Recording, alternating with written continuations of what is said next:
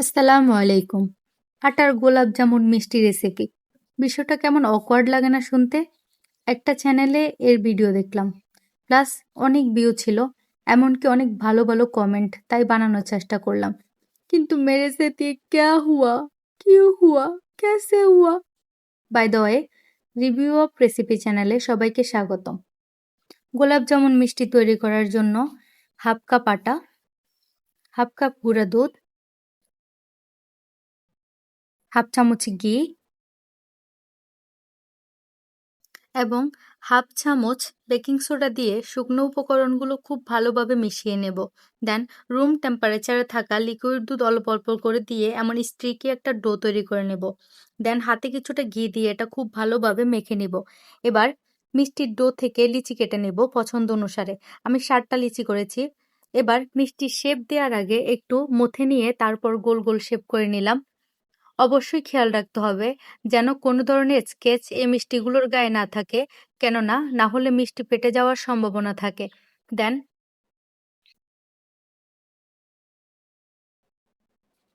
খুব ভালোভাবে মিষ্টিগুলো বানিয়ে নিলাম।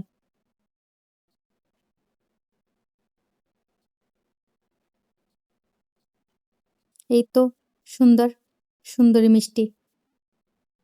এবার গপ গপ করে অনেকটা তেল দিয়ে হালকা গরম করে মিষ্টিগুলো ছেড়ে দিলাম। দেন আলতো হাতে মিষ্টিগুলো নেড়ে আস্তে আস্তে ভাজতে থাকবো।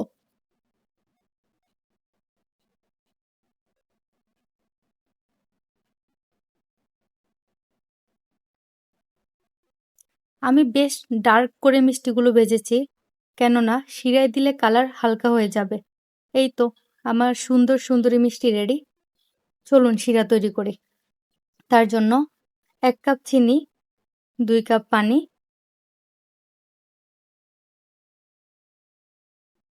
এবং ফ্লেভারের জন্য 2টা এলাচি দিলাম। দেন বলক আসা পর্যন্ত অপেক্ষা করব। এমন অবস্থায় মিষ্টিগুলো ছেড়ে দিব এবং 5 মিনিট রান্না করে নিব। দেন 30 মিনিটের জন্য রেস্টে রাখলাম। এই হলো মিষ্টির ফাইনাল লুক। দেখতে খারাপ হয়নি, তবে একটু চ্যাপ্টা হয়ে গেছে আর কি। এ কি, মিষ্টির ভিতরে আটা সব এক জায়গায় হয়ে গেছে। যাক বাবা, দোকানের মতো মিষ্টি বানানো আমাকে দিয়ে বুঝি আর হলো না। ভাবলাম আটা দিয়ে মিষ্টি বানিয়ে কোটিপতি হয়ে যাব।